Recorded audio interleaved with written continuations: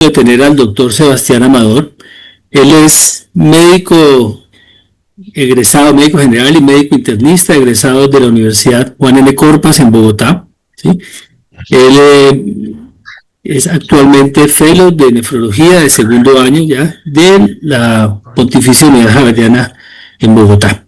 Entonces, el doctor Sebastián nos va a hablar de un tema que es muy discutido y que ha tenido en los últimos años muchas publicaciones y muchos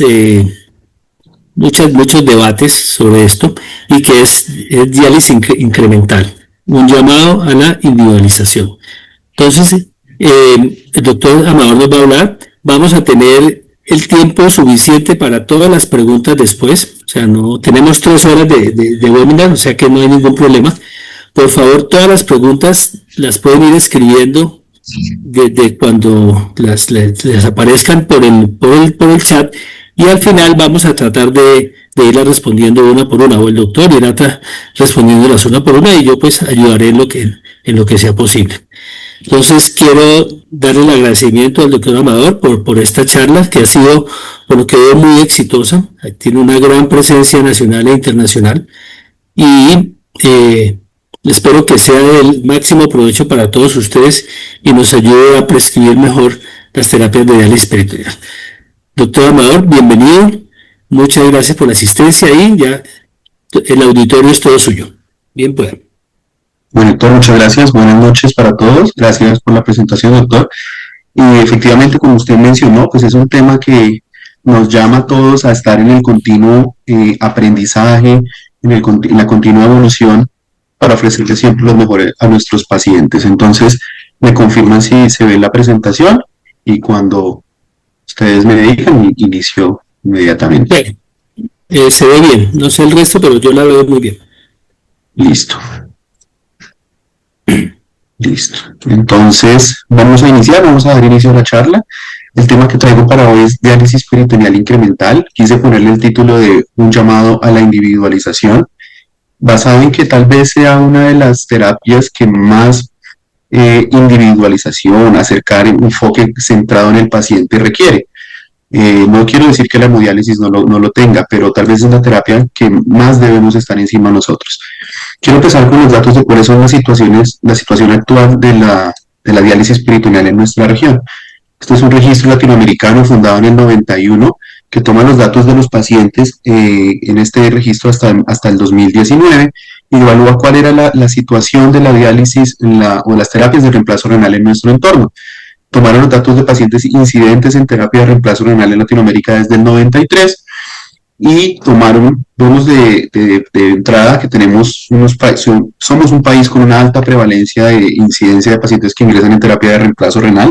Estamos en ese grupo de los 10 países que más incidencia tienen, y cuando nos vamos a los registros vemos que el 9.3% de los pacientes prevalentes para la fecha del 2019 se encontraban en diálisis peritoneal, una población muy subrepresentada si lo comparamos con un global, y una totalidad o unas 2/3 partes de la población que se encontraban en hemodiálisis, y una 1/4 parte de los pacientes en trasplante renal.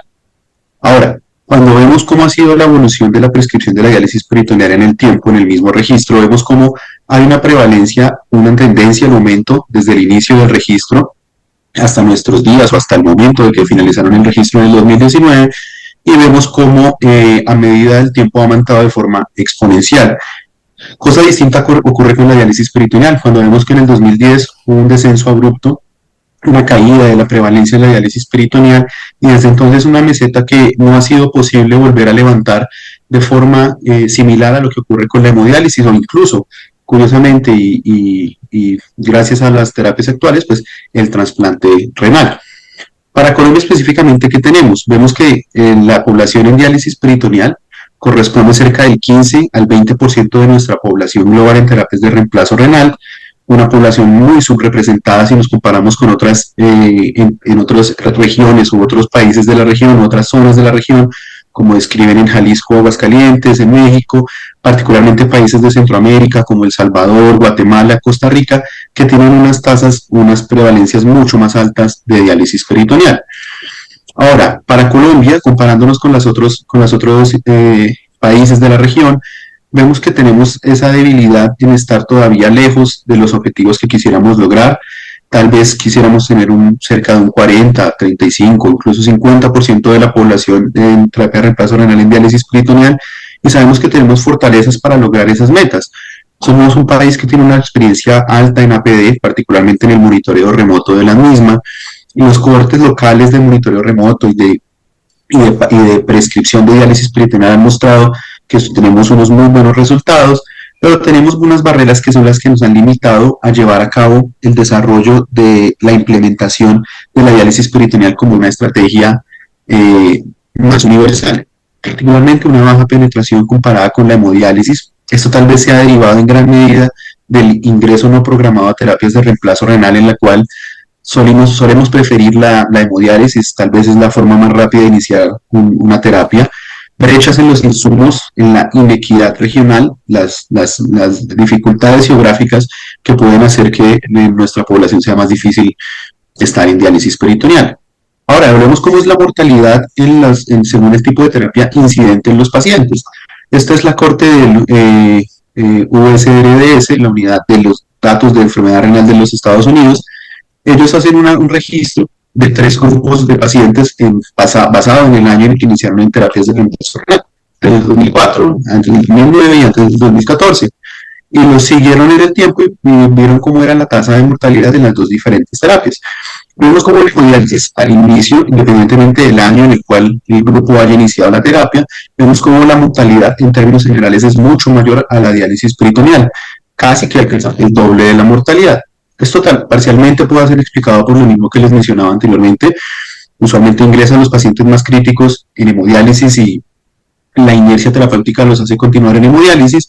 Vemos cómo hay un descenso marcado en esos primeros años de la mortalidad, cosa diferente que ocurre en la diálisis peritoneal. Iniciamos con unas tasas de mortalidad más bajas, pero para los 6 años más o menos vamos a tener una tasa de mortalidad muy similar.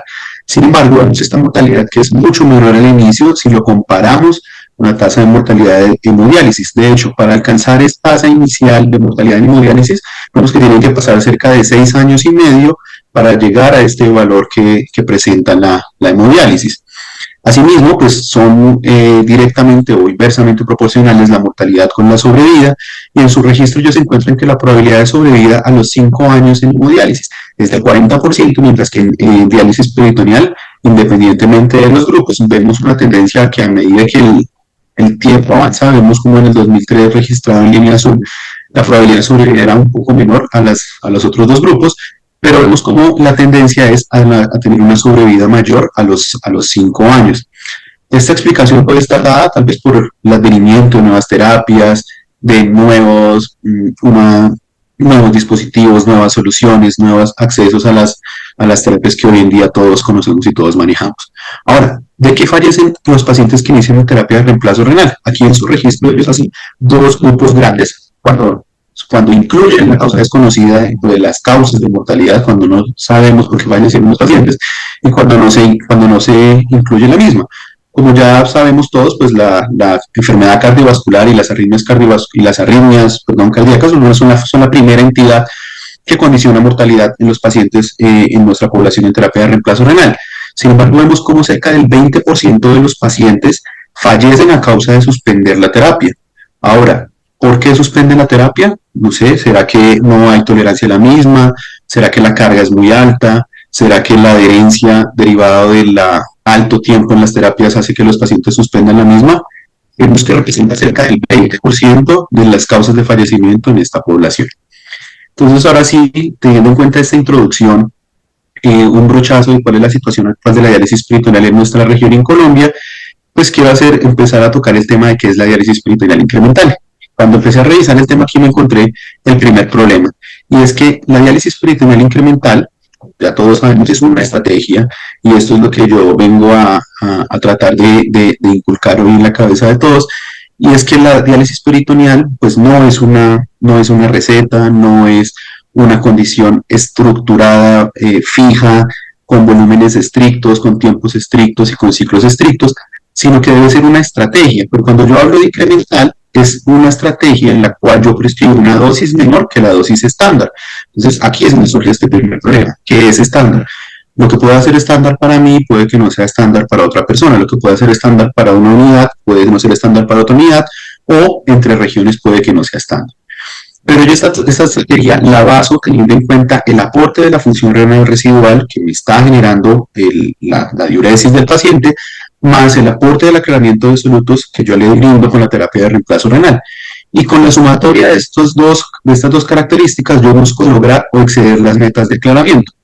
Aquí ya van a ver en las presentaciones que cuando hablo de metas de aclaramiento en todo lado hay un asterisco, porque sabemos que las terapias deben ir dirigidas, deben ser terapias de alta calidad dirigidas al control de objetivos en los pacientes, más que lograr una meta de aclaramiento. Entonces sabemos que es una estrategia más que una prescripción. Entonces, ¿qué es dosis estándar?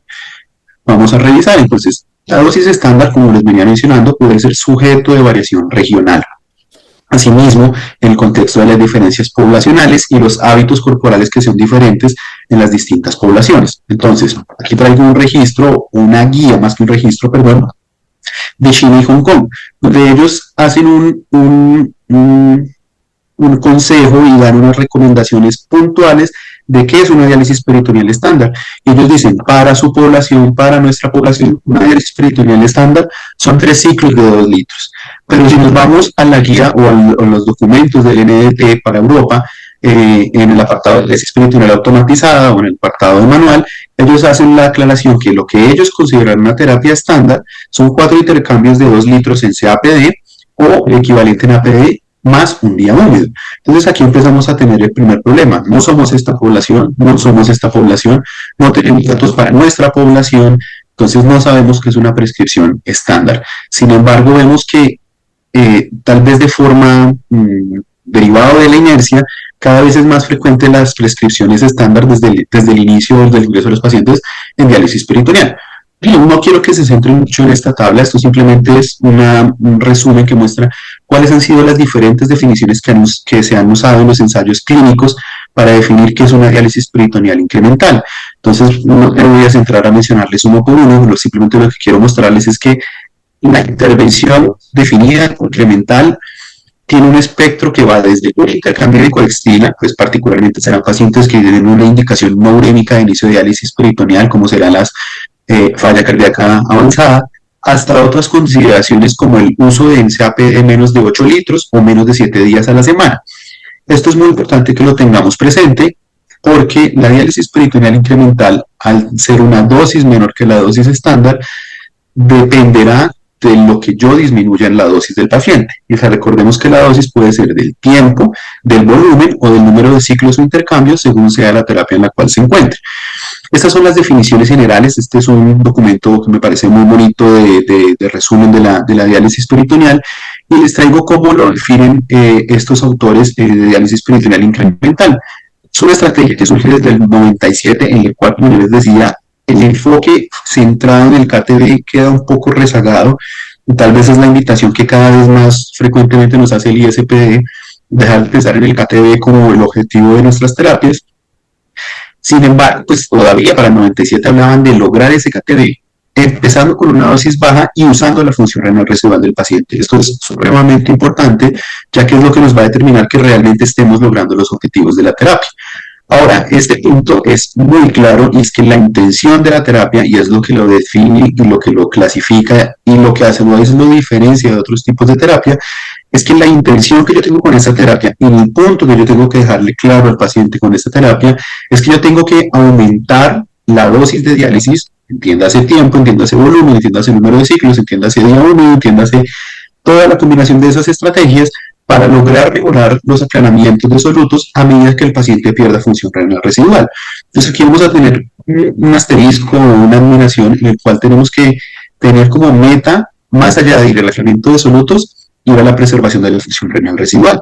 Ellos dan algo que llaman típico, pero volvemos a lo mismo, típico realmente no es nada, típico no es nada para Hong Kong, para Europa, para China, ni para los diferentes ensayos clínicos, pero dan lo que podría considerarse como una prescripción típica. Por ejemplo, en CAPD, hacer 3 ciclos de 1.5 a 2 litros, 4 a 7 días a la semana, y en APD, en APD, hacer 4 a 5 ciclos de 2 litros, más el día seco, es decir, día húmedo, 5 a 7 días a la semana. Entonces, Más que una prescripción, lo que la diálisis peritoneal incremental representa es una estrategia. Entonces, en la pirámide, en el constructo de la diálisis peritoneal incremental, las bases de la misma van a ser lograr el control de, de los síntomas, perdón, y las metas de aclaramiento. Como les decía, voy a tratar de poner un asterisco siempre que hable de metas de aclaramiento, teniendo en cuenta el uso de la función renal residual más el aclaramiento dialético que yo le estoy aportando al paciente. Pero este pilar tal vez en el centro, y es hacerle entender a la persona y entender nosotros como médicos que a medida que la función renal residual decline, caiga en el tiempo, pues el paciente eventualmente va a requerir más dosis de diálisis. La sumatoria de estos tres pilares es lo que sustenta la base de la diálisis peritoneal incremental. Basado en esto, ¿qué no es diálisis peritoneal incremental? Entonces, no todo lo que yo prescriba con una dosis baja en el momento del inicio, pues es una diálisis peritoneal incremental. Sabemos que el término incremental nos hace referencia a que mi objetivo a medida que pase el tiempo va a ser incrementar la dosis. Dado que estos otros tipos de terapias en las cuales, por ejemplo, existe la diálisis peritoneal de bajo aclaramiento, en el cual es una situación o una condición en la cual se prescribe menor dosis, particularmente partiendo de la base de la situación económica del prestador o del paciente propiamente dicho, no es una diálisis peritoneal incremental. Yo no le estoy aportando al paciente menos dosis porque estoy teniendo en cuenta las tres pilares que les mencionaba, sino que simplemente es una condición económica que no me permite el uso de recursos más allá de lo que le administra el paciente. La diálisis peritoneal ablativa, a pesar de que yo uso una dosis menor, no es una diálisis peritoneal incremental, porque lo que yo busco acá es controlar los síntomas y controlar la calidad de vida y el confort en el acompañamiento de la misma. Y la diálisis peritoneal de inicio urgente, así las dosis iniciales, particularmente de los volúmenes, sean menores, pues más que una diálisis peritoneal incremental, es un ajuste que se realiza para evitar las complicaciones mecánicas y las fugas derivadas pues, de aquellas terapias que se inician en menos de 14 días desde el implante del catéter de diálisis peritoneal. Entonces, como les mencionaba, más que una prescripción es una estrategia. Y esta gráfica que parece tan simple es supremamente importante. Tenemos aquí el aclaramiento de solutos dirigido por lo que lo quieran medir, por KTB, por lo que quieran medirlo, pero represente que a medida que pase el tiempo y la función renal residual del paciente caiga, la forma con la cual yo voy a lograr el aclaramiento de esos solutos es aumentándole la prescripción de la diálisis peritoneal al paciente. Entonces, surgimos o partimos de la base de una prescripción menor a la dosis estándar, con un aclaramiento prescrito menor a las dosis estándar, pero que logra las metas en combinación sumado a la función renal residual, pero tiene esa intención de incrementar con el tiempo. Entonces, ¿qué ventajas tiene o qué ventajas podemos encontrar en la diálisis peritoneal incremental? La menor dosis, como yo les mencionaba anteriormente, va a depender de que yo haga o interfiera en alguna de estas tres características. O uso menos volumen, o uso menos tiempo, o uso menos días a la semana la cavidad peritoneal. Al usar menor volumen, ¿qué voy a tener? Menor exposición a la glucosa. Sabemos que la exposición a la glucosa no tiene solo el riesgo de hiperglicemia, sino también el riesgo de la pérdida de la cavidad, el riesgo de peritonitis esclerosante encapsulante. Recordemos que así el paciente no haga hiperglicemia, la exposición continua a la glucosa puede generar mecanismos de saciedad, lo que hace que el paciente pierda peso y se desnutra en el tiempo. Adicionalmente, el menor volumen que se usa en esta terapia pues se va a traducir en menor presión intraperitoneal. La presión intraperitoneal, sabemos y todos entendemos cuando estamos tratando de aumentarle la dosis a un paciente de diálisis peritoneal, es tal vez ese limitante importante, no es que yo ya no aguanto más líquido y seguramente el paciente no lo va a aguantar, si ya estamos con 30, 35 cc por kilo, pues no lo va a aguantar. Al disminuir esa presión intraperitoneal, vamos a tener menos síntomas, particularmente menos síntomas de plenitud, de epigastralgia, de intolerancia o de pérdida del apetito, mejor tolerancia a la terapia, y por ende, si yo uso menos volumen, voy a usar menos bolsas y eso se va a traducir en menos costos. Ahora, si yo interfiero o meto la parte de menor tiempo al paciente, pues le voy a mejorar la calidad de vida.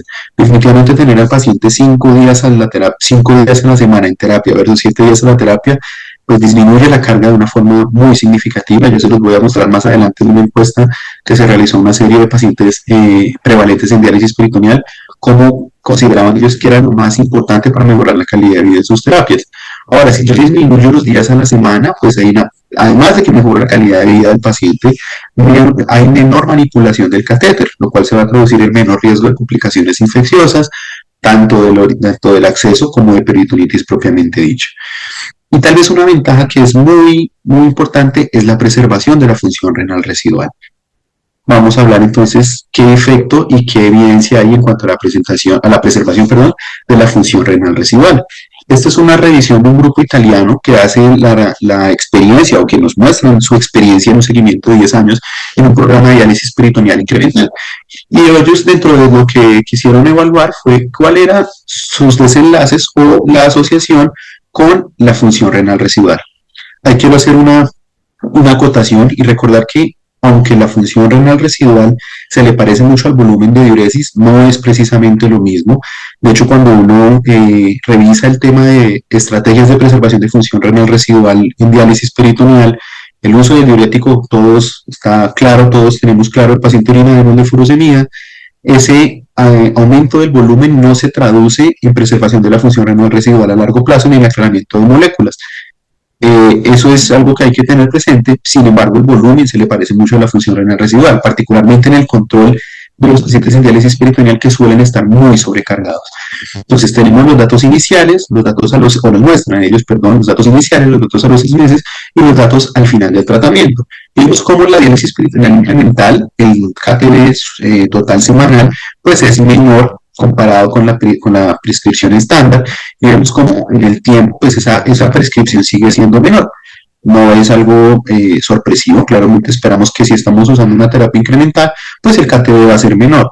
Ahora, ¿cómo es el tratamiento residual de creatinina en los pacientes? Vemos que en los dos grupos no había ninguna diferencia estadísticamente significativa al momento de ingresar en la terapia de diálisis peritoneal, pero si seguimos a los pacientes en el tiempo, vemos como a los 6 meses los pacientes en el grupo incremental tenían un mayor aclaramiento residual, aclaramiento de creatinina renal residual comparado con el grupo de pacientes que estaban en la terapia estándar. Y aquí sí vemos cómo logra una significancia estadística. Y cuando ese valor, o cuando esa variable, se lleva hasta el final del tratamiento, vemos como casi que duplica el aclaramiento renal residual de creatinina con valores que son estadísticamente significativos.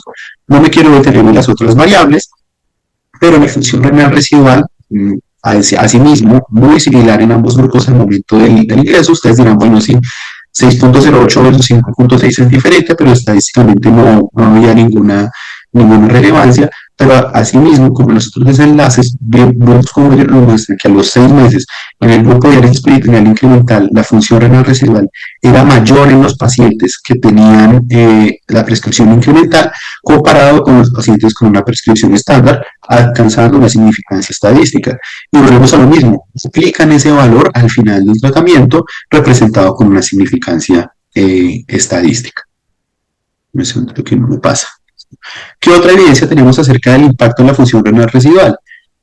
Quise enfocarme y hablar mucho de la función renal residual porque sabemos que cuando se evaluó cuáles eran los desenlaces fuertes de los objetivos que lograban reducir la mortalidad en diálisis peritoneal, recordemos el CANUSA, el ADMEX, estos estudios mostraron que el KTV no tenía ninguna significancia, pero sí preservar 250 mililitros de diuresis, llamémoslo función renal residual, se asoció con una disminución del riesgo de mortalidad de 33%. Entonces, por eso quise centrarme tanto en la función renal residual. Aquí tenemos otra serie, repito, serie centro único, es algo que ya de pronto limitaría la evaluación de la evidencia, pero ahí está publicada. Es una serie, una publicación de cohorte retrospectivo, donde tomaron los pacientes incidentes de diálisis peritoneal en el periodo 2007-2015 en una población en Corea. 347 pacientes en total, y ellos evaluaron como desenlace primario el tiempo a anuria o la sobrevida libre de anuria, definidos ellos como menor a 100 mililitros por día. Y en desenlaces secundarios se evaluaron otras condiciones como peritonitis, falla técnica y mortalidad global. Excluyeron a los pacientes que tuvieran una duración total menor a 6 meses, que iniciaran fuera del centro donde se realizó el estudio, que iniciaran con una diuresis menor de 200 mililitros al día, que se encontraran en hemodiálisis previo al inicio de diálisis peritoneal, que tuvieran una transferencia o cual sea la causa de la misma, y que fueran menores de 16 años. Ahora, ¿qué encuentran ellos? Vemos como representado en la línea continua está el grupo de diálisis peritoneal incremental. Recordemos desenlace primario tiempo libre o sobrevida libre de anuria, y la línea punteada, la diálisis peritoneal de dosis estándar o de dosis completa. Y con ese seguimiento a 6 años, a 5.9 años, redondeémoslo, y con ese seguimiento, los pacientes en el grupo de diálisis peritoneal incremental, el 71% se encontraban libres de anuria a ese momento, comparado con el 49%, la mitad de los pacientes que ya habían perdido la función renal residual cuando se hacía una prescripción estándar. Ahora, cuando se analizan qué variables tuvieron implicación en la preservación de la función renal residual, recordemos, sobrevida libre de anuria, ellos encontraron que el valor que mayor, perdón, la variable que mayor impacto tenía en reducir la función renal residual era la prescripción incremental, con un HR de 0.55 con un valor P significativo. Particularmente la edad mayor parecía ser un factor protector para el desarrollo de anuria, sin embargo, pues esto no queda muy claro el por qué se presenta, y curiosamente el volumen urinario por cada 100 mililitros por encima de los 200, recordemos que fue el grupo del criterio de exclusión, tampoco tuvo ninguna significancia estadística, como si lo tuvo la diálisis peritoneal incremental. Entonces, ¿qué otras ventajas vamos a tener relacionado con la prescripción de la terapia? Calidad de vida, hablamos ya de que hay una menor carga de trabajo, menor tiempo expuesto a la terapia y menos días expuestos a la terapia, menor ansiedad por procedimientos. Recordemos que el proceso, el protocolo para iniciar una terapia de diálisis peritoneal, me refiero yo a cada conexión, es un protocolo bastante largo, que puede llegar a ser un poco cansón, molesto para los pacientes, menor ansiedad por los procedimientos. A nivel económico, recordemos que en términos generales menor volumen se va a traducir en menos costos. A nivel ambiental, pues claramente si usamos menos bolsas, vamos a usar menos plástico, menos agua, pues vamos a tener también un impacto significativo. A nivel metabólico, recordemos cuando hablábamos de esa exposición a la glucosa, que se va a traducir en menor hiperglicemia y mejor estado nutricional, particularmente de lo que yo les describía de la exposición continua a la glucosa y la activación de hormonas anorexigénicas. Y a nivel infeccioso, al haber una menor manipulación del catéter, menor riesgo de peritonitis y otras infecciones propiamente derivadas del acceso, como la tunelitis o la infección del orificio. Y en cuanto a la membrana, básicamente está derivado de las otras ventajas, y es que si yo tengo menor exposición a la glucosa, tengo menor riesgo de infección, menor probabilidad de perder la membrana y menor probabilidad de desarrollar peritonitis esclerosante encapsulante. Ahora, hablemos qué tan importante o qué tan fuertes son esos desenlaces en diálisis peritoneal incremental. Este es un metaanálisis publicado en el 2020 que tomó los datos de los pacientes llevados a diálisis peritoneal incremental y diálisis peritoneal estándar. Aquí particularmente hablando de la mortalidad. Vemos que en diferentes estudios publicados realmente pues es difícil tratar de evaluarlos porque si vemos los eventos que se presentaron en cada grupo, al no tratarse de ensayos clínicos aleatorizados, pues los grupos eran estudios retrospectivos, pues los grupos estaban muy dirigidos hacia terapias, llamémoslo, convencionales.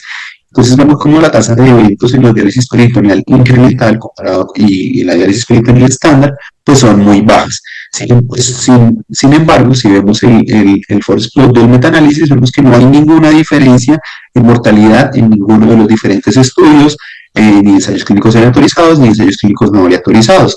Asimismo, vemos como el global, pues no hay ninguna diferencia en mortalidad. Que no haya diferencia en mortalidad entre incremental y estándar no quiere decir que el incremental sea mala, simplemente está diciendo que no es inferior. Claramente reconozco que no es un estudio de inferioridad, pero simplemente quiere decir que no es inferior, que el paciente no se va a morir más por dejarle de administrar cierta dosis de diálisis. ¿Qué otros desenlaces? Aquí en esta revisión del PDO-PPS, recordemos que tal vez es uno de los grupos más grandes de evaluación de pacientes en diálisis peritoneal, ellos quisieron evaluar otros desenlaces, tal vez muy significativos para nosotros, como son la tasa de peritonitis entre diálisis peritoneal incremental y diálisis peritoneal estándar, el tiempo a presentar el primer evento de peritonitis y mortalidad. ¿Cómo definieron ellos la diálisis peritoneal incremental? Perdón, aquí me faltó el incremental. En CAP de menos de 4 intercambios por día, entonces volvemos a lo mismo, cualquier multitud de definiciones que quieran poner, y en AP de menos de 7 días, o que tuvieran 7 días, pero que tuvieran día seco. ¿Qué hicieron ellos? Tomaron estos datos desde el 2014 al 2017, 1.365 pacientes en 128 centros diferentes en 7 países, pacientes que iniciaron en diálisis peritoneal y estuvieran en la terapia por al menos 3 meses. También pacientes que tuvieran el desenlace primario, perdón, fue la transferencia de hemodiálisis, y los desenlaces secundarios, los que anteriormente les mencioné. Entonces, de su grupo de 1.365 pacientes, ellos encontraron 509 pacientes en el grupo incremental, nuevamente una población cada vez mayor. No les traje la bibliografía, pero en el centro italiano que les mencioné anteriormente, hacen también una referencia de cómo ha aumentado la prescripción de peritoneal en el tiempo, y para el 2008 era cerca del 7%, para el 2015 era muy cercana al 27%. Aquí vemos casi que no sé, no saqué un dato preciso, pero es como 40-60 tal vez, de peritoneal incremental y peritoneal estándar. Perdón, ellos excluyeron a los pacientes menores de 18 años que hubieran recibido un trasplante renal previo, que hubieran estado en diálisis híbrida, el uso de hemodiálisis y diálisis peritoneal de forma simultánea, o que no tuvieran datos suficientes para permitirlos clasificar en el estudio.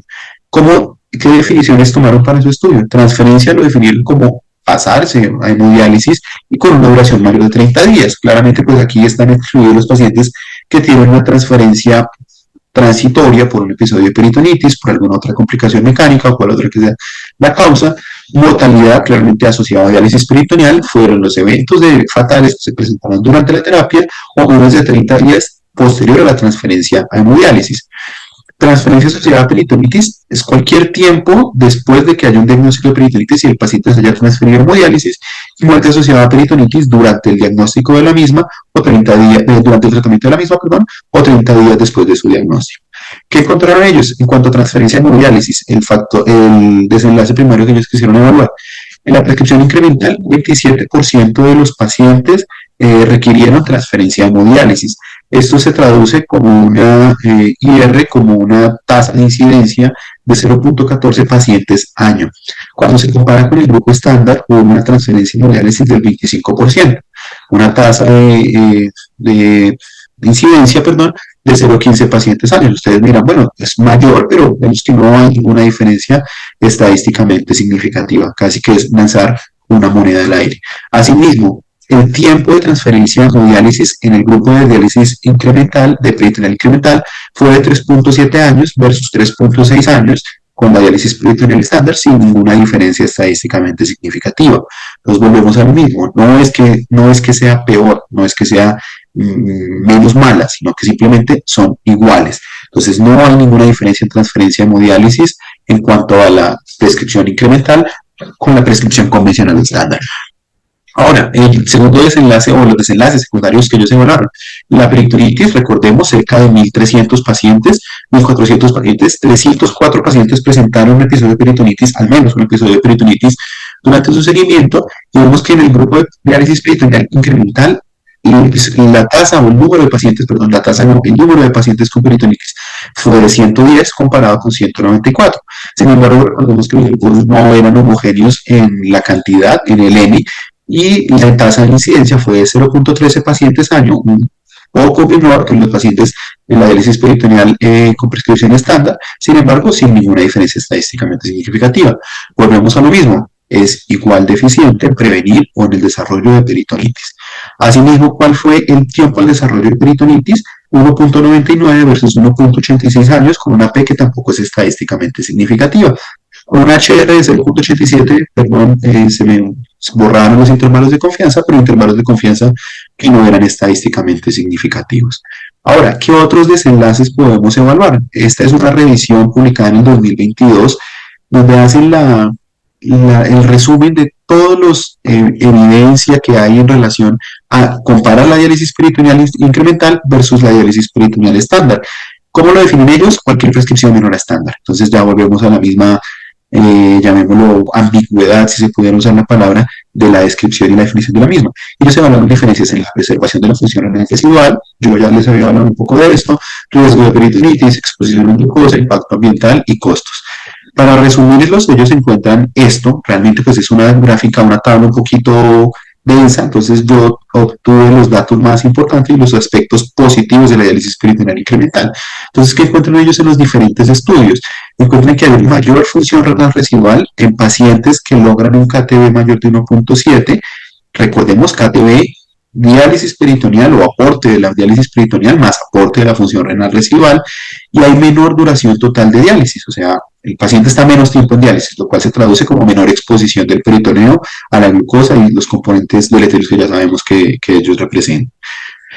En este estudio se encontró que hay una mayor sobrevida del paciente en diálisis peritoneal incremental. Curiosamente, pues en las otras revisiones y en el metaanálisis de 2020 no encontrábamos ninguna diferencia, pero pues en este estudio, en un único centro, pues encontraron una tendencia a ver una mejor sobrevida en diálisis peritoneal incremental.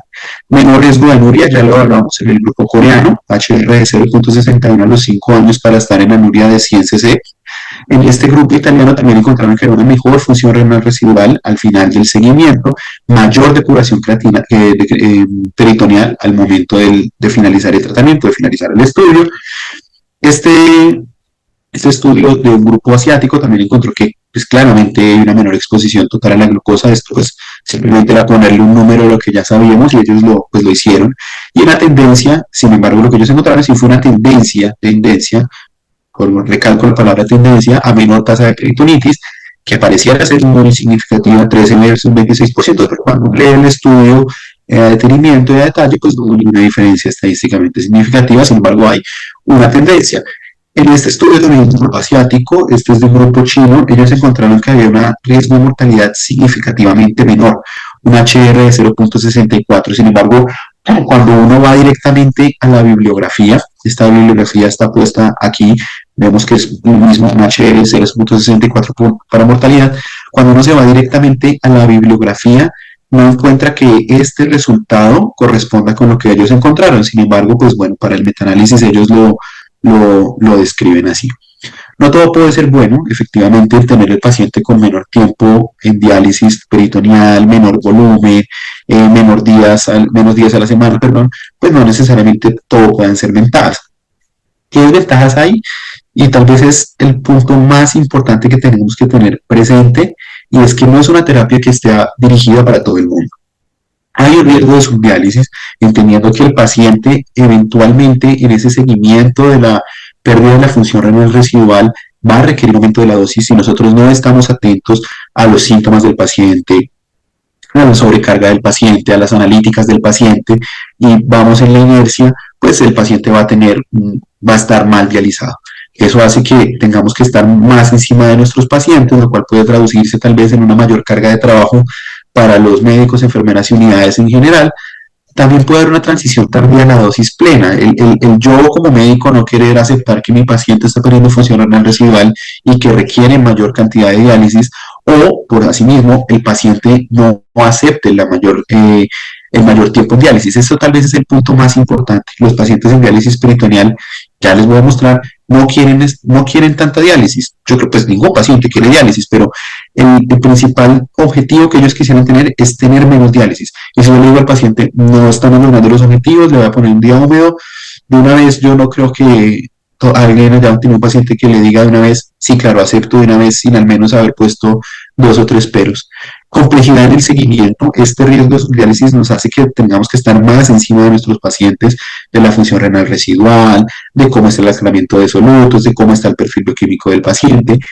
Este punto es muy importante, así como no hay una definición estándar de diálisis estándar, pues no hay una definición de diálisis peritoneal incremental, y eso lleva a una variabilidad global en la práctica clínica de la prescripción de la diálisis peritoneal incremental. Entonces va a depender de lo que cada centro maneje según su experiencia. Entonces, como vimos en las revisiones y en los artículos que les mostraba, cada centro usó su prescripción, y eso puede hacer que esa variabilidad sea la que se traduce en que los desenlaces en los ensayos clínicos no son favorables. Si no logramos estandarizar todos los pacientes, pues va a ser muy difícil lograr compararlos, y asimismo va a ser muy difícil lograr que todos tratemos de hacer lo mismo con una evidencia robusta. Entonces, esta es una grafiquita que resume qué ventajas y desventajas tiene la prescripción incremental. Entonces, ventajas directas: menores conexiones es menor carga de trabajo, menor ansiedad, menor riesgo de infecciones derivadas de la manipulación, menor uso de líquido de diálisis, o sea, menor carga ambiental, menor carga o impactos en los costos, y menor exposición a la glucosa. ¿Y qué implicaciones clínicas potenciales? Mejoría en la calidad de vida, lo que ya hemos hablado del riesgo de peritonitis, de la preservación de la función renal residual, la preservación de la membrana. Desventajas: tal vez esto es lo más importante, y es que podemos entrar en una fase de una zona de confort en la cual creemos que tanto el paciente cree como yo creo que está bien, pero el paciente no está aclarando solutos, no está manejando el volumen ni está utilizando lo que debería hacer, y que nos quedemos en la inercia de seguir en lo que vamos. Esta es la encuesta que yo les mencionaba, es una de los, tal vez de las cosas que me pareció más llamativa haciendo la revisión del tema, y es, le hicieron encuestas a los pacientes prevalentes en diálisis peritoneal y ellos lo clasificaron en lo que era lo más importante para ellos, lo menos importante y que tenía una importancia intermedia. Y ellos les evaluaron cuál era en esa serie de preguntas, qué era lo que ellos consideraban más importante o menos importante para mejorar su calidad de vida. Entonces vemos los pacientes que están en automatizada sin día húmedo y vemos como lo que ellos consideran más importante, el 61% de los pacientes considera más importante es disminuir los días a la semana, o sea, estar menos tiempo en diálisis. Ahora, el segundo aspecto, disminuir el tiempo de la máquina por 2 horas, pues no lo consideraron tan importante, y efectivamente disminuir el volumen de infusión, pues tampoco fue muy importante. Entonces, ¿qué encontramos? Los pacientes quieren que están en APD con día húmedo, no quisieron estar 7 días. Ahora, pacientes que están en APD con día húmedo, ¿qué es lo que ellos consideran más importante para mejorar su calidad de vida? Estar menos de 7 días, o sea, estar menos tiempo en diálisis. Ahora, los pacientes que están en CAPD, ¿qué consideran lo más importante para mejorar su calidad de vida? Disminuir una permanencia al día. Entonces, realmente esto es estar menos tiempo en diálisis. Tal vez un llamado que los pacientes nos hacen a que consideremos de que lo que más les va a impactar en su calidad de vida es estar menos tiempo en diálisis. Ahora, ¿qué tan frecuente se prescribe la diálisis peritoneal incremental? Si nos basamos en que las prescripciones son estandarizadas, pues este es un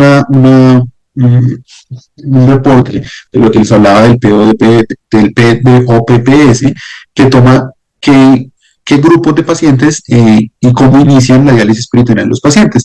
Si tomamos los pacientes que inician en SAP con menos de 3 intercambios, o sea, igual a 3 intercambios, vemos como solo el 28% de los pacientes en todos los grupos, estamos hablando de Australia, Canadá, Japón y Estados Unidos, pues están en diálisis peritoneal incremental.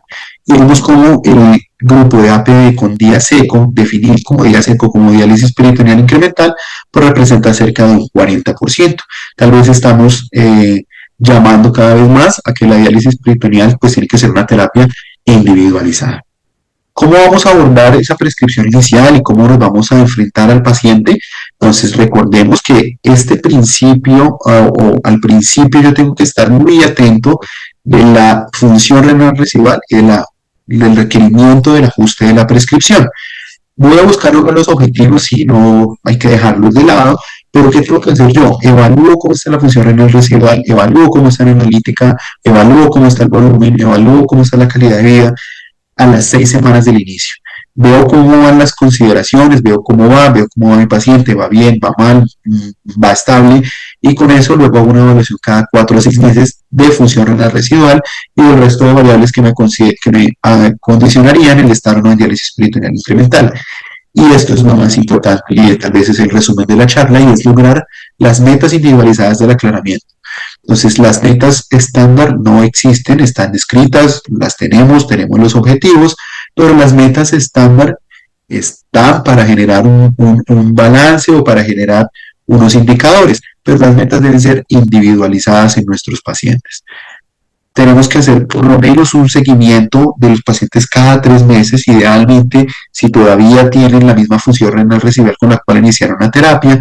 El paciente va a requerir ajustes más frecuentes si tiene síntomas, si está sobrecargado, si vemos que cada vez está requiriendo más antihipertensivos, si vemos que ya está 2, 3 antihipertensivos a dosis máxima, probablemente el problema no sea de antihipertensivos, probablemente el problema sea de volumen y falta de diálisis. Ahora, hay que estar muy atentos de los volúmenes urinarios y la clínica de uremia de los pacientes. ¿Cómo vamos a hacer ese abordaje? Les pongo ejemplos, y cuando hablábamos al principio de las definiciones de lo que era diálisis peritoneal incremental, esto es lo que podríamos considerar unas prescripciones típicas. Sin embargo, yo quiero recalcar y retomar que no es una fórmula, no es una receta, sino que es una prescripción y una estrategia que está ajustada al paciente. Entonces, ¿qué podríamos considerar típico? En APD, estar en automatizada. El uso de APD sin día húmedo. El uso de APD 5 noches a la semana, o sea, tener menos tiempo, 3 noches a la semana, tener menos tiempo, volúmenes bajos, 1.5 litros, o tiempos muy cortos de terapias, como 6 horas en cada noche. Ahora, en CAPD, ¿a qué podría traducirse una prescripción típica de diálisis peritoneal incremental? 3 ciclos, perdón, 3 intercambios de 2 litros al día, o 2 intercambios con codextrina. Pues esto ya de pronto tendrá sus consideraciones, de pronto no tiene sus consideraciones especiales. El uso de codextrina como en un único intercambio, el uso de bajos volúmenes como 1.5 litros al día, o el uso de menos días a la semana. En términos generales, cualquier cosa que haga que el paciente esté menos tiempo en diálisis y con menos volumen, pues va a ser diálisis peritoneal incremental. Aquí tendríamos lo que sería la comparación entre lo que les acababa de mencionar con una diálisis peritoneal estándar. Entonces, en CAPD, tener el paciente 2 o 3 intercambios, con 1 o 2 días fuera de tratamiento, comparado con tener al paciente 7 días a la semana con 4 intercambios. Un intercambio corto con una permanencia larga de codextrina, en comparación con tener al paciente con 3 intercambios con una permanencia larga de codextrina. O sea, estar todo el día en diálisis. Y pues así sucesivamente. Ya para finalizar, pues yo desarrollé este algoritmo que nos permitiría de pronto saber cómo vamos a abordar a nuestros pacientes en la unidad, qué pacientes vamos a considerar, porque dentro de las ventajas, no recuerdo si lo mencioné, pero no es para todo el mundo, no todo el mundo puede entrar en incremental. Entonces, ¿qué debemos hacer con nuestro paciente? Tiene indicación de inicio de terapia de reemplazo renal. Idealmente, y ojalá pues sea un paciente que está programado, que venimos haciéndole el seguimiento, porque pues dado que no sea así, pues no va a ser posible ingresarlo a un programa de diálisis peritoneal incremental. El paciente tiene función renal residual significativa, como lo definieron los diferentes estudios que vieron que había diferencia con una diuresis mayor de 500 mililitros al día o con un aclaramiento de creatinina de más de 3 a 5 mililitros al día. Si el paciente no tiene esas consideraciones, lo mejor es estar en una prescripción estándar, porque no vamos a lograr los objetivos de aclaramiento de solutos, ni vamos a lograr los objetivos de control del volumen que nos permita que nuestro paciente esté bien. Recordemos, los objetivos de la diálisis peritoneal, no solo incremental, sino la diálisis peritoneal y de las terapias de reemplazo renal en general, es mejorar la calidad de vida del paciente, no mejorar ningunos otros desenlaces. Realmente sabemos que los otros desenlaces son muy difíciles impactarlos. Entonces, si no estamos haciendo algo que mejore la calidad de vida del paciente, pues lo mejor es no hacerlo. Y si no tenemos estas condiciones que me garanticen que el paciente va a estar bien, pues yo mejor lo ingreso en estándar o miro si está para hemodiálisis. Ahora, tengo esto, ¿de acuerdo? Lo chequeo. El paciente controla el volumen bien. Claramente va a estar sobrecargado, pero no es un problema. Los electrolitos están bien, la tensión arterial está particularmente controlada, no está con 4 o 5 antihipertensivos. Si no es así, pues le hago una prescripción estándar. Si es así, ya me voy a otra consideración un poco más logística. ¿Es factible que yo pueda medirle de forma periódica el aclaramiento y hacer un seguimiento a mi paciente? No, es que el paciente vive en el área rural a 6 horas de Bogotá. Entonces, pues no voy a poder hacer un seguimiento, no va a poder venir cada mes, no va a poder venir a tomarse un KTB cada mes, y pues de forma logística tampoco va a ser posible en mi unidad. Si no voy a hacer, si no va a ser posible poder hacer eso, pues yo mando a mi paciente para diálisis peritoneal estándar, una prescripción estándar. Ahora, si cumplo todos estos criterios, ingreso al paciente en una prescripción incremental. Lo evalúo periódicamente. ¿Qué tanto? Queda a discreción de cada persona, la recomendación que hacía el ISPD cada 3 a 4 semanas inicialmente, luego cada 2 a 3 meses y luego cada 4 a 6 meses, pero realmente esto sabemos que es individualizado, no podemos encasillarlo en un grupo, en una bandeja, y hacemos esta evaluación periódica. ¿Qué vamos a ver en una evaluación periódica o qué vamos a evaluar?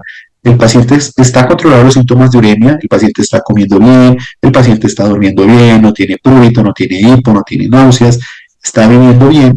Además, está controlando el volumen, no está llegando con 3 kilos de más, el fósforo está bien, el potasio está bien, está aceptable, la albúmina está aceptable, y logro los objetivos de aclaramiento con el asterisco. Si hago eso, pues continúo una diálisis peritoneal incremental porque me está yendo bien, al paciente le está yendo bien, estoy impactando en menor riesgo de peritonitis, mayor preservación de la función renal residual, menor costo, menor exposición a la glucosa, menor huella de carbono, pues voy a continuar en la prescripción incremental. Ahora, yo empecé la prescripción incremental, pero el paciente está urémico, no come, viene perdiendo peso, no duerme, está sobrecargado, el fósforo en las nubes, el potasio en las nubes, la albúmina en el suelo, pues este paciente yo lo paso a una prescripción estándar. Este es el algoritmo de un paciente que inicia de forma no programada, tal vez es un término difícil de sobreponer una diálisis peritoneal incremental en un paciente que inicia no programado, tal vez porque los objetivos que yo quiero lograr con un paciente que inicia no programado son diferentes a un paciente que yo programo, pero pues también está la posibilidad, esto solamente es para llamar a que el paciente, así sea no programado, puede iniciar en diálisis peritoneal incremental. Entonces, tenemos a los pacientes, se le hace un inicio de una diálisis peritoneal o una estrategia de diálisis peritoneal de inicio urgente, diálisis peritoneal en el centro por 2 a 3 semanas. Ya conocemos que centros en nuestra región, en nuestro país, en Bogotá, hacen el inicio urgente y el entrenamiento en el centro de la diálisis peritoneal. Hacemos la evaluación multidisciplinaria, el entrenamiento, el seguimiento del rutinario semanal de la analítica y de la bioquímica sanguínea, hacemos el ajuste de la prescripción y los medicamentos, y aquí vamos a tener dos cosas, y es, vamos preparando al paciente en una diálisis peritoneal incremental mientras lo entreno, mientras estoy en una diálisis peritoneal de inicio urgente. Entonces estoy iniciando con volúmenes de 1000, al otro día estoy en 1200, 1400 sucesivamente, pero mi meta no va a ser llegar a una prescripción estándar, sino mi meta va a ser el paciente por una u otra razón entró en una terapia no programada, hizo una lesión renal aguda, se infectó, hizo una neumonía, y eso le deterioró la filtración, pero yo tengo presente que el paciente eventualmente puede retornar a una mejor función renal residual, y yo voy a tomar en cuenta eso al momento de definir si el paciente va a continuar en peritoneal o no incremental. Ahora, el paciente lo estoy evaluando, lo reviso, está bien, estoy controlando los objetivos que hablábamos en el algoritmo, pues continúo con la diálisis peritoneal incremental. No lo estoy logrando, no hay ningún problema, lo paso a una diálisis peritoneal de dosis alta, pero vuelvo a evaluar. ¿Sí? Esto no quiere decir que el paciente que en una prescripción estándar va a estar estándar por toda su vida, sino que yo vuelvo y evalúo al paciente que inició de forma no programada y digo, ya logré los objetivos, ya logré el control de los síntomas, logré el control de la uremia, se hace la evaluación con la enfermería, se hace la evaluación con la enfermería y reevalúo la prescripción. Me paso a incremental si estoy en dosis estándar, o me paso a estándar si estoy en incremental, o continúo en lo que estoy.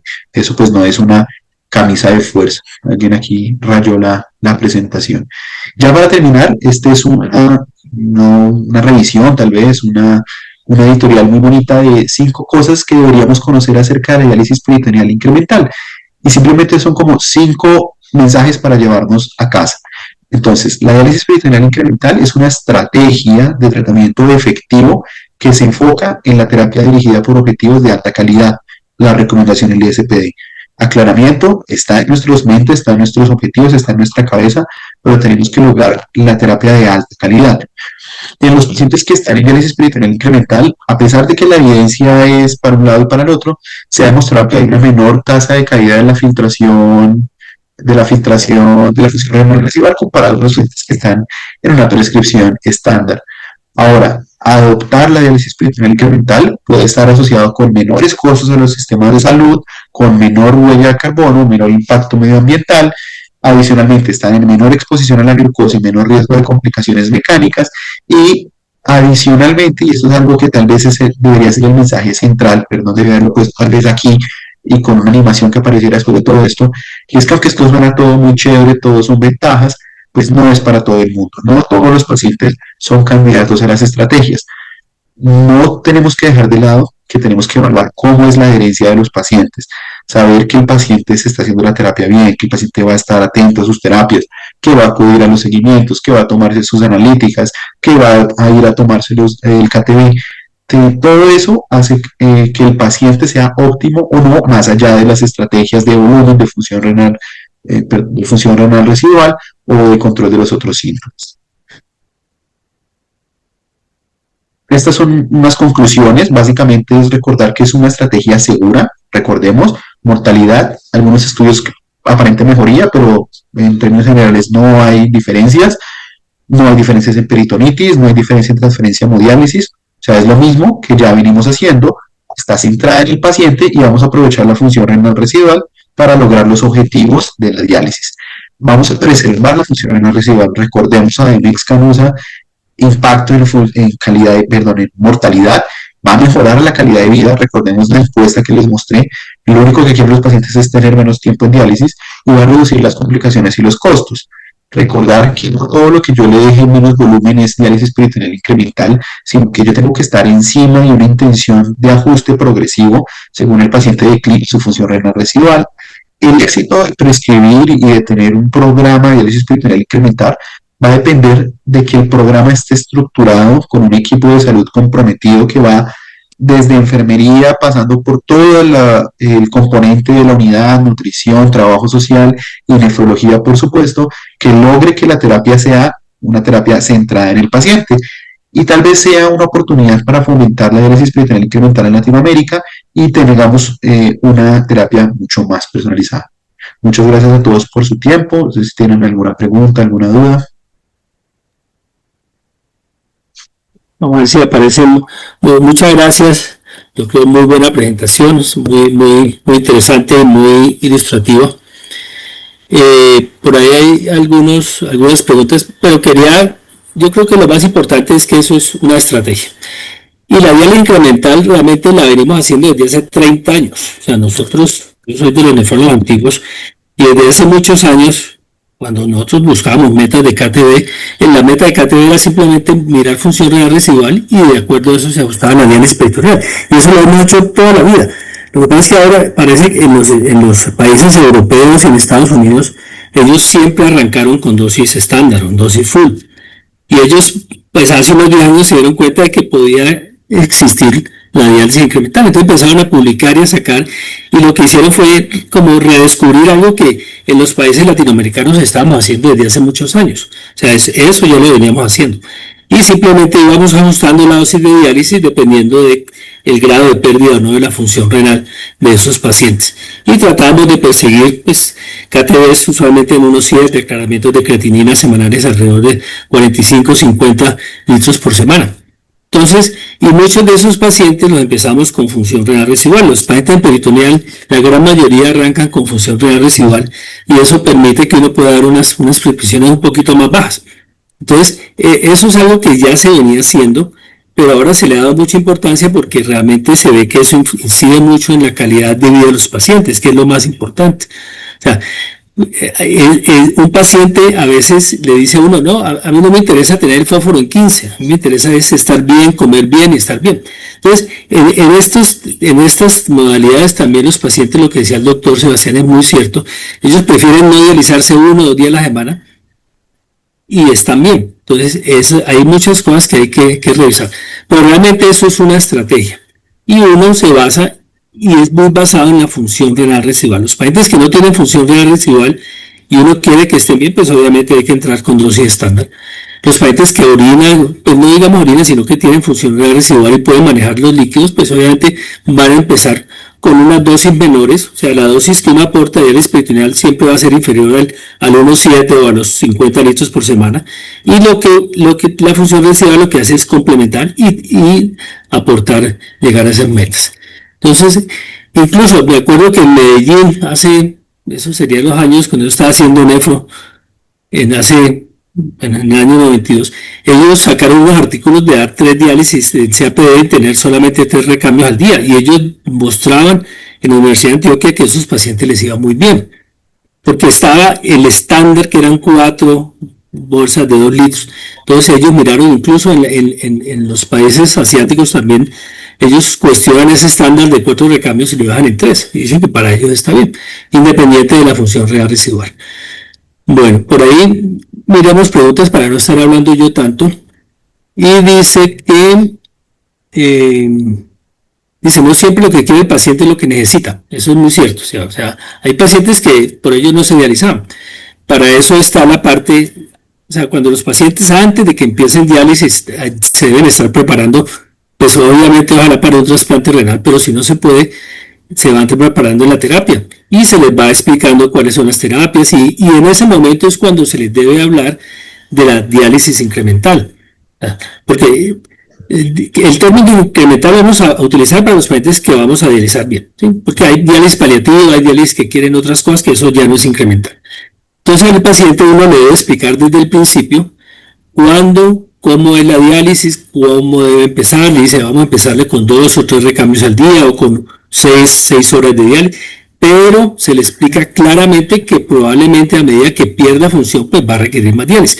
Entonces, esa es como la manera para evitar que los pacientes después le digan a uno que no, ¿sí? Pero pues la idea es tratar de dar la mejor terapia y uno pues los va educando. Por eso lo que dice el doctor Sebastián es muy importante. Se necesita un equipo de enfermería, de trabajo social, de psicología, ¿sí? De nutrición, que esté hablando con el paciente y le esté explicando, y los pacientes entienden. Los pacientes entienden. Cuando el paciente toma la decisión de estar en diálisis peritoneal es porque es un paciente que es comprometido. Entonces ellos lo entienden. ¿Qué más dice por acá? ¿Qué opina de iniciar diálisis peritoneal continua ambulatoria con la dosis de 800 a 1000 mililitros por metro cuadrado de recambio y en pacientes más grandes? Hay unas estrategias pues no sé, el doctor Sebastián diga porque para que nos conteste la pregunta. Yo creo que sí, dependerá de cuáles son los objetivos, ¿sí? Seguramente con esos volúmenes en un paciente grande, no sé, hablemos de un 80, seguramente los objetivos de aclaramiento de solutos no los lograremos con esos volúmenes. Ahora, si mi objetivo es mejorar la ultrafiltración, si mi objetivo es volumen y yo uso las concentraciones adecuadas, con el tiempo adecuado, basado en el tipo de membrana que tenga el paciente, y logro el objetivo de lo que yo quiero como médico y de lo que mi paciente necesita como persona en su calidad de vida, puede ser una consideración importante. Ahora, si mi objetivo es mejorar el aclaramiento de solutos, tal vez con 800 o 1000 no lo vaya a lograr y requieran unos volúmenes mayores, y eso me lo dirá el tiempo, no habrá otra cosa. Pero si mi objetivo es el volumen, si yo uso las concentraciones adecuadas con los tiempos adecuados y la membrana del paciente, el tipo de membrana, el tipo de transporte me lo permite, podría llegar a lograr los objetivos. Y luego lo digo, podría. Sí, no, eso es cierto. Hay varias fórmulas para estimar el volumen de infusión. Algunos lo usan por metro cuadrado, otros lo usan en cc por kilo. Algunos, pues más o menos va entre 30 y puede ser hasta 50 cc por kilo. Pero pues uno usualmente va en el rango de 30 a 35, que es cuando más lo tolera. Sin embargo, hay unos estudios de los mexicanos donde le infunden 2 litros y medio y los pacientes no tienen problema. Entonces, y depende si es en CAPD o en APD. Acuérdense que en APD pueden tolerar volúmenes un poquito más altos. Entonces, si lo que dice el doctor es muy claro, dependiendo de la transferencia, que ya no hablamos de transporte porque realmente no es un transporte de solutos, sino que es transferencia, uno puede mirar si el paciente se va a beneficiar para lograr los objetivos de recambios más largos o de volúmenes más grandes. Sí, usualmente juega con esas dos combinaciones, y ya cuando quiere mirar la parte de ultrafiltración, pues mira la transferencia. Si es un que tiene una transferencia muy alta, pues obviamente van a disipar rápidamente la glucosa. Entonces esos pacientes deben tener tiempos más cortos, ¿sí? Porque la idea no es utilizar soluciones hipertónicas. O sea, uno utiliza 1.5, 2.5, pero las soluciones de 4.25 yo siempre se los digo, esas soluciones solamente para una urgencia o alguna sobrecarga, alguna cosa, porque recuerden que a largo plazo eso es uno de los factores determinantes en la duración de la barrera peritoneal. Entonces la idea es tratar de no utilizarlo.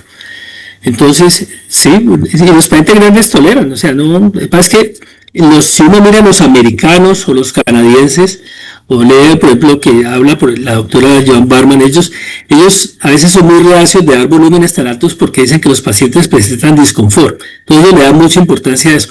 Pero volúmenes de 1500 usualmente uno no ve ningún problema. Volúmenes de 2 litros, que es lo que usualmente utiliza uno, la gran mayoría de los pacientes lo acepta muy bien.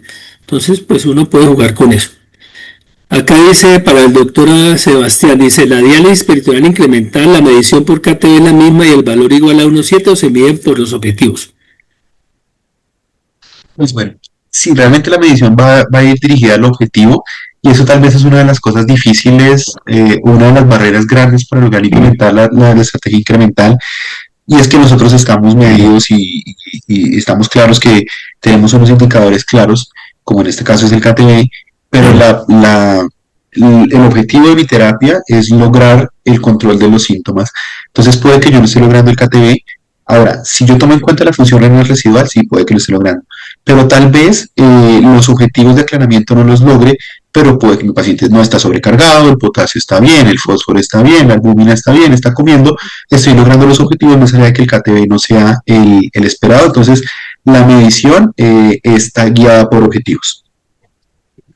Sí, eso es claro. Cuando uno tiene diálisis incremental, el KTB de la diálisis peritoneal usualmente es por debajo de 1,7. ¿Sí? Sí, porque si le está dando ya el total con eso, pues ya no es incremental porque no tiene cómo subirle. Está él por debajo y la función renal residual es la que da el resto. Acuérdense que una depuración de 1 mililitro por minuto le da 10 litros por semana de aclaramiento de creatinina semanal. Entonces, si usted tiene una depuración de creatinina de 3 mililitros, ya tiene 30. Y la meta usualmente es alrededor de 45-50. Entonces, con la diálisis peritoneal no vamos a tratar de darle los 50 litros. ¿Sí? Entonces, siempre van a estar por debajo en la diálisis incremental. Y a medida que pierde función, pues se va subiendo. Por acá escriben también el tema de cobros al sistema de salud cuando la diálisis peritoneal se vende por paquetes y se dan menos cambios. Sí, realmente los paquetes en Colombia se manejan estándar. En peritoneal siempre ha sido que si se le dan un cambio, 2 cambios, 6 cambios, 4 recambios, 5, lo que sea, se cobra igual. O sea que para el sistema, en este momento, para el prestador, la diálisis incremental es muy beneficiosa desde el punto de vista económico.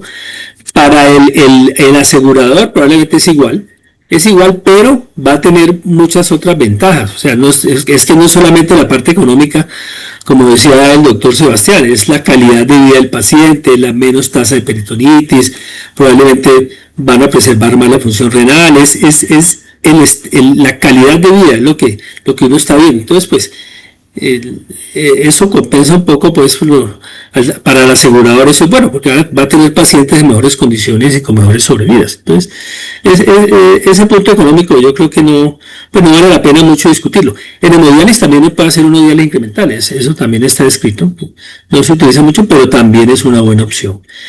Bueno, ¿qué más dice acá? Buenas noches, ¿cuánto es el porcentaje de la pérdida de riñón para un trasplante?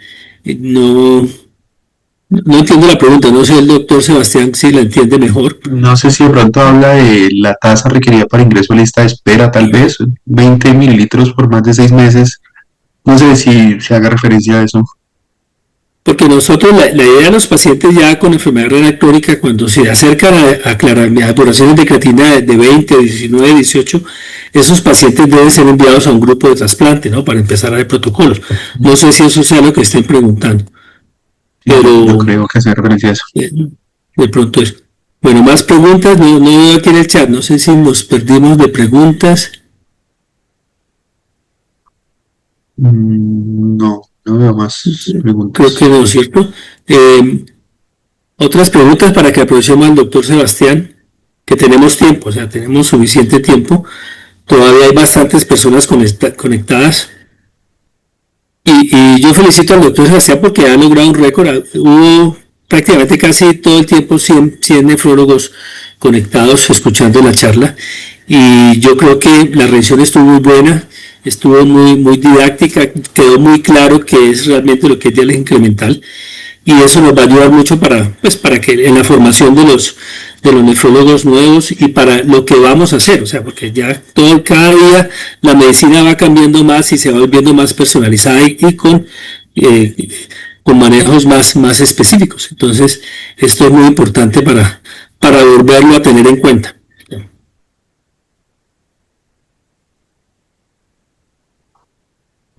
Dice por acá... El aclaramiento de creatinina en base a la función renal residual, lo ideal es medirlo en orina 24 horas. Sería cada 3 a cada 4 meses. Doctor Sebastián. Sí, pues inicialmente uno debería incluso medirlo cada 3 a 4 semanas, ya que tenemos que tener presente que esas gráficas que yo les mostraba que parece muy sencilla, pero el paciente pierde función renal residual, yo aumento la dosis. Entonces, inicialmente sí, debe hacerse con orina de 24 horas y debe hacerse inicialmente cada 3 a 4 semanas. Eso es otra barrera, que de pronto a nivel logístico eso sea difícil, pero inicialmente cada 3 a 4 semanas. El paciente está bien, tiene un adecuado aclaramiento sumado del aporte renal y el aporte de la diálisis peritoneal. Veo que sigue estando en el tiempo, ya lo veo cada 2 meses, o lo mido cada mes, lo mido cada 3 a 4 meses, y así ya de forma progresiva y continua en el tiempo. Sí, o sea, inicialmente la puedo hacer si al mes de pronto, Pero después ya viene la parte económica, o sea, pero por lo menos cada 3 meses hay que estar midiendo la función renal residual de estos pacientes. O si el paciente ha tenido un evento agudo, si hospitalizó, el paciente hay pacientes que dejan de orinar. ¿Sí? A veces dicen, no, es que estoy urinando menos. Entonces uno en ese momento pues hace una nueva medición para ver cómo está la función renal, porque ella se va perdiendo. O sea, en peritoneales usualmente se preserva un poquito más, pero también depende de la manera como se prescriba la diálisis peritoneal. A veces la idea es, si el paciente tiene buena función residual, la idea no es que el paciente tenga ultrafiltraciones elevadas, ¿sí? Entonces, en esos pacientes uno no está persiguiendo ultrafiltración, sino que está persiguiendo depuración, aclaramiento. Entonces, tratar de no utilizar soluciones altas en glucosa. Entonces, si el paciente tiene buena función renal residual, tiene buena diuresis, utilizar soluciones al 1.5%, ¿sí? Las soluciones más bajas de glucosa, por lo menos porque aquí no tenemos otras soluciones. No tratar de ponerle soluciones más para tratar de que ultrafiltre más, porque esas ultrafiltraciones grandes son las que a veces generan eventos que hacen hipotensión o evento isquémico, entonces hacen que la función renal se pierda más rápido. Entonces también depende de cómo uno lo maneja. Y hay que decirle a los pacientes también que tiene que ser juicioso, porque si el paciente orina 2 litros pero llega con edemas o sube 2 o 3 kilos en 15 días, pues obviamente el problema es más de adherencia y no de falla de terapéutica. Aquí hay otra pregunta, doctor Amador. En diálisis continua, ¿cuál sería el tiempo mínimo y el máximo de permanencia de líquidos? Esa pregunta está muy buena. Sí, pues digamos que para hablar de incremental, pues no tiene nada que ver como tal eso ya dependerá pues de los volúmenes y del tipo de transferencia que tenga el paciente, perdón. Pero pues en términos generales uno consideraría que no va a tener un paciente en continua ambulatoria con recambios menores a 4 horas. Ahora, tiempos largos dependerá del tipo de soluto, perdón, de líquido que yo esté usando. Incluso en nicodextrina hablamos que no debería ser menos de 12 horas. Entonces dependerá mucho de qué es lo que yo estoy haciendo, de qué es lo que yo quiero lograr con el paciente. Pero idealmente menos de 4 horas, ya dadas las condiciones logísticas de la manualidad del recambio, pues no es lo que es no recomendado. Ahí, pues nosotros en Colombia tenemos mucha facilidad de tener los pacientes con máquinas. O sea, hay las máquinas de Baxter, las máquinas de Fresenius, bueno, no hay problema. Pero hay ciertas regiones donde no hay disponibilidad de terapias automatizadas. Entonces ahí sí ya tocaría jugar.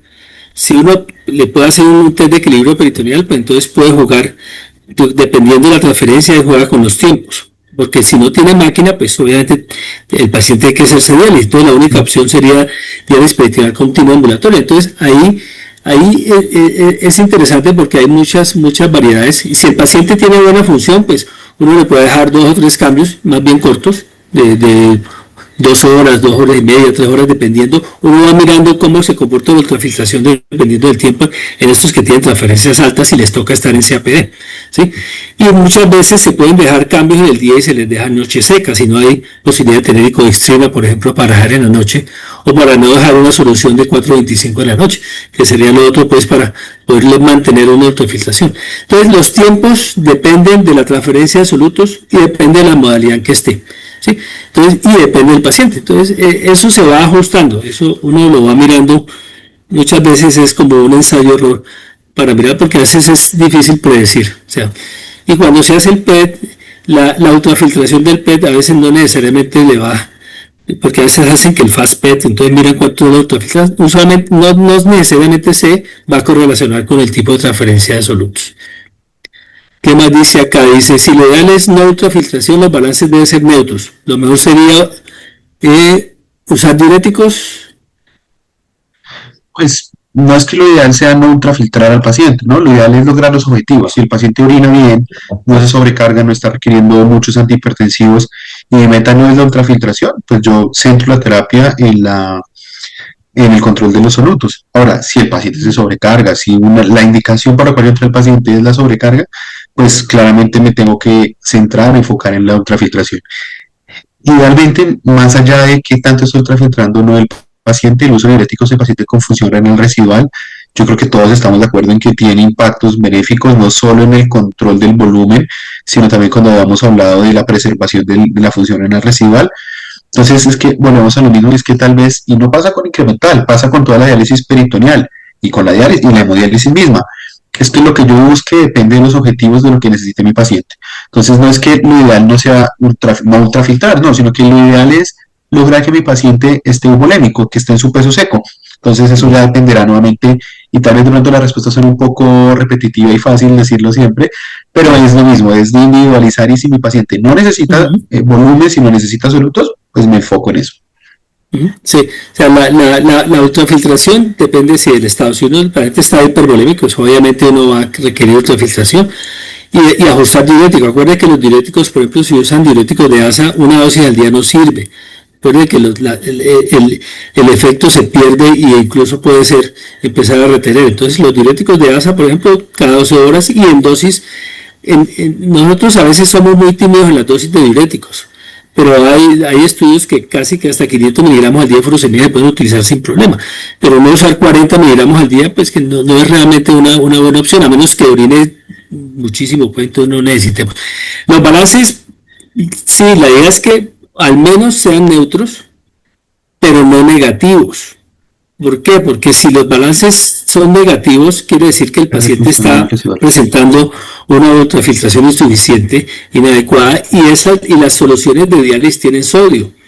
Entonces, si yo le infundo 2 litros y le saco 1500, le estoy dando 500 mililitros con sodio a 132 milicaretes por litro. Entonces, le estoy dando una carga adicional de sodio. Entonces, eso es importante. Nunca debemos tener ultrafiltraciones, tratar de no tener las negativas. A veces puede ser 100, 200, pues uno pasa, pero no más. O sea, la idea es que no, al menos, por lo menos neutro.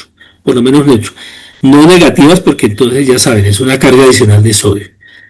¿Qué más dice por acá? ¿Cuánto tiempo de iniciado tratamiento es conveniente realizar el primer PET? Esa es otra pregunta también muy importante. Pues la recomendación general global es 4 a 6 semanas después de haber iniciado la terapia. No se debería hacer antes porque los factores del tiempo de transferencia de solutos pueden estar influenciados por el proceso mismo de la colocación del catéter. El proceso inflamatorio que genera el mismo procedimiento puede generar que el PET no sea confiable. Ahora, he leído algunas estrategias de Fast PET, que es como tener una referencia y a las 2 semanas de implantar el catéter se toma un PET y ayuda a tener una referencia para definir la terapia entre lo que yo voy a hacer en esas 2 semanas y esas 6 semanas, pero la recomendación general es hacerlo a las 4 a 6 semanas.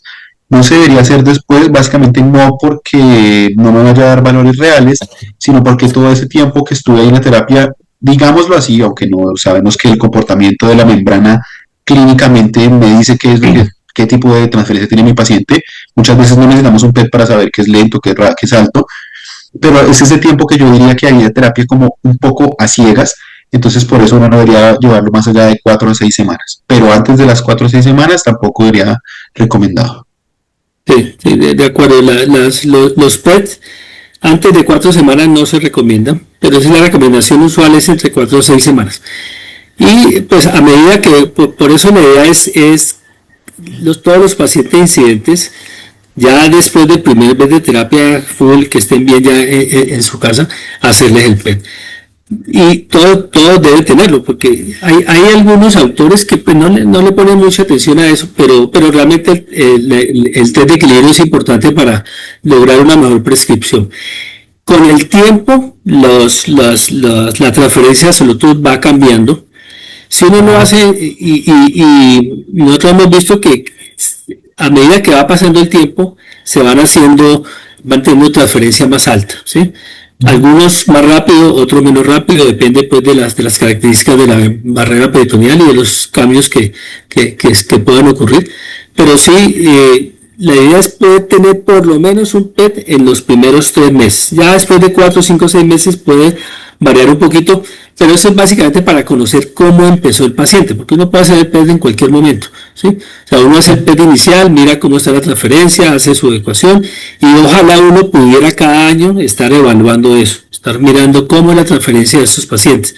Lo que pasa es que las guías de ISPD, ellos no es muy claro, o sea, no dicen exactamente que hay que hacerlo cada año.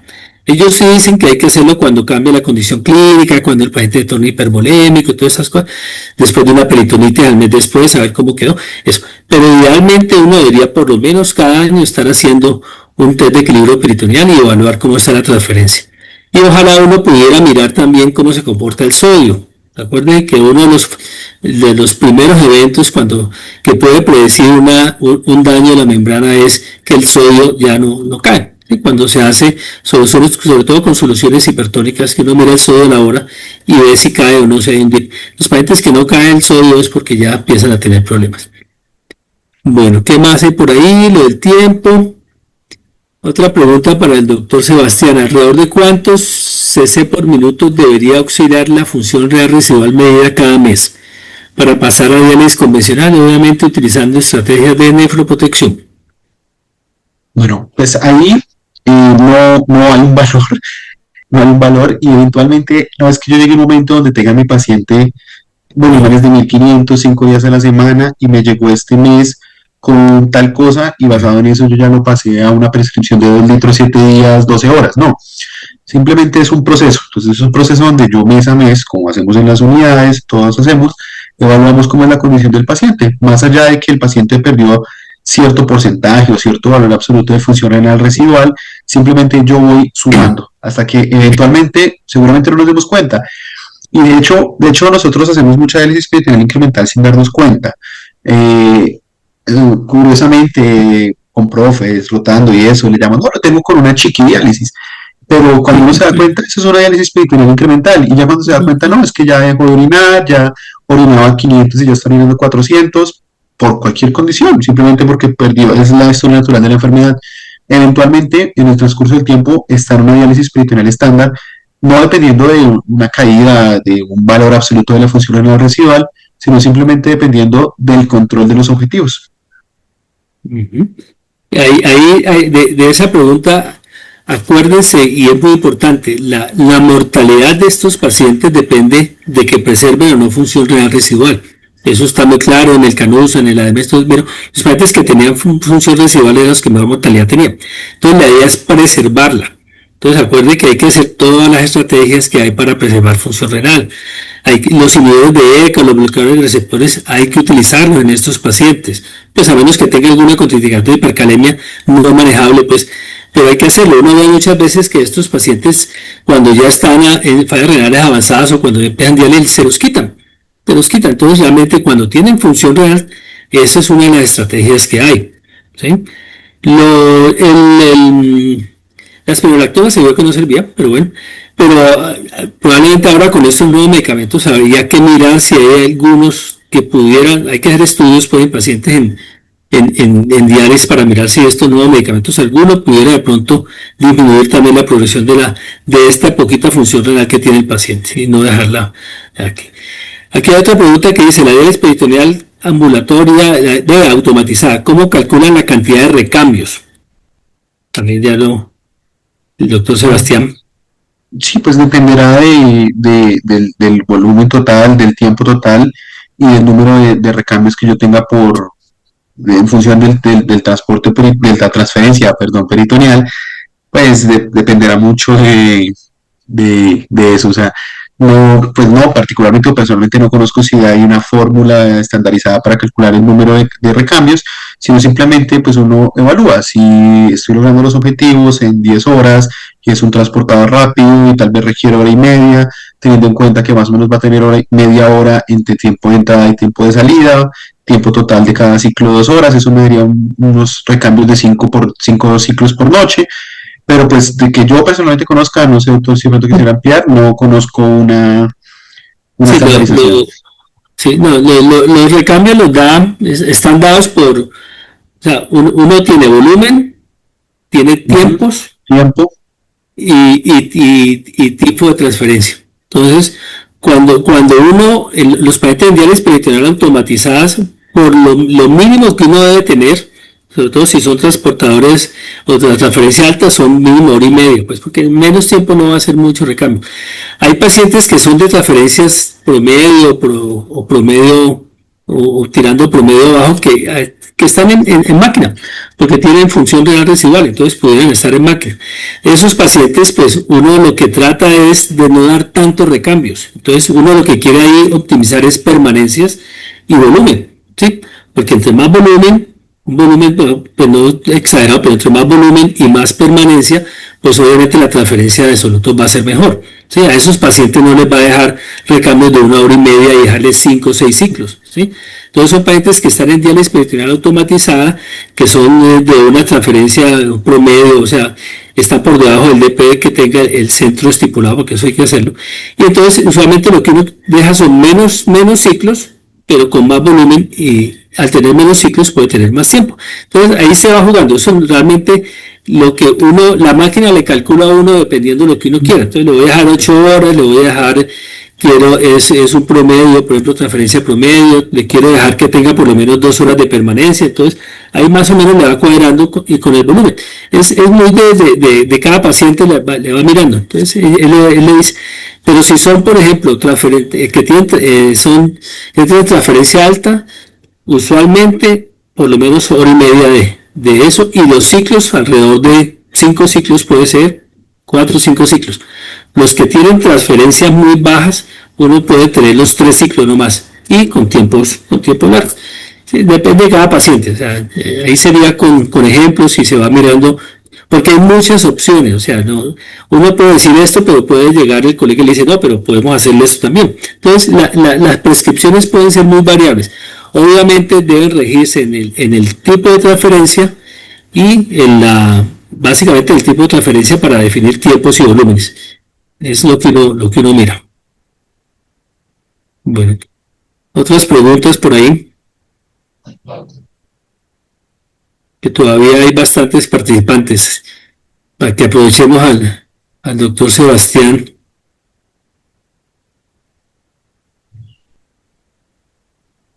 Es que no veo más. Pues no sé, Sebastián, sí, yo creo que dejamos ahí porque no veo más preguntas. Sí, doctor, no hay preguntas.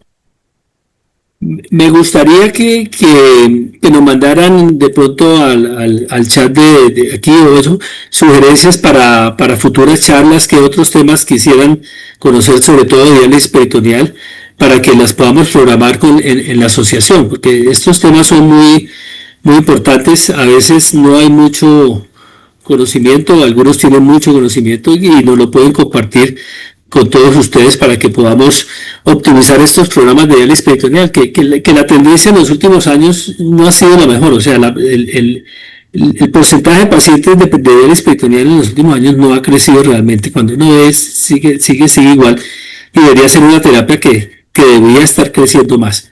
O sea, sobre todo en Colombia, que tenemos todas las facilidades, tenemos quien la pague, tenemos quien lleve los productos. O sea, tenemos que aprovecharla más, y realmente para los pacientes brinda en la gran mayoría una mejor calidad de vida, y más con todas estas nuevas, con todos estos nuevos manejos. Bueno, si no es más, entonces, espere que aquí hay más mensajes. Vamos a ver si alguien preguntó. Sí, plantean Infecciones de orificio de salida. Bueno, estos ya son temas, ¿no? Manejo del paciente diabético, indicaciones no renales, que ese también es muy importante. Interesante. Aguda también. En aguda, en Brasil trabaja mucho eso, infecciones de orificio de salida. Ahí ya la nueva guía está. Hipoglicemiantes en pacientes en diálisis con los inhibidores de la SGLT2 debe ser, me imagino. Bueno, todo eso hay que mirar. Listo, bueno, pues Sebastián, muchísimas gracias. Muy buena charla. Espero que podamos seguir haciendo más charlas sobre estos temas. Vamos a mirar con el comité de diálisis peritoneal a ver cuándo hacemos una nueva, y involucrarlos a ustedes, porque yo creo que lo importante es que los residentes, los nuevos nefrólogos aprendan. Uno ya viejo ya no aprende más, pero ustedes sí, y ustedes son los que van a liderar los programas más adelante y los que van a hacer que estas terapias crezcan. Entonces, felicitaciones nuevamente, Sebastián, y espero que nos volvamos a ver muy pronto y sigamos conversando sobre estos temas. Muchísimas gracias a todos. Muchísimas gracias. y gracias por los comentarios, por las preguntas. No más, bueno, Sebastián, muchas gracias. Bueno, muchas gracias a todos por su tiempo, por su atención. Que tengan una feliz noche.